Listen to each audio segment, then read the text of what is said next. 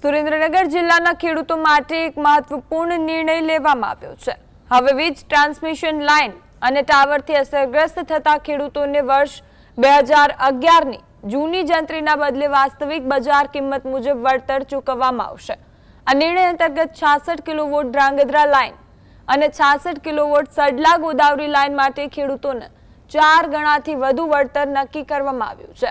Collector કચેરી ખાતે કલેક્ટરના અધ્યક્ષ સ્થાને યોજાયેલી માર્કેટ રેટ કમિટીની બેઠકમાં જમીન વળતર અંગે મોટો નિર્ણય લેવાયો છે। વેલ્યુઅર્સના અભિપ્રાય અને ખેડૂત પ્રતિનિધિઓની ઉપસ્થિતિમાં આ બજાર કિંમત સંપૂર્ણ પારદર્શક રીતે નક્કી કરાય છે। ન્યાયિક વળતર મળવાથી ખેડૂતોએ માર્કેટ રેટ કમિટીના નિર્ણયને વધાવ્યો છે।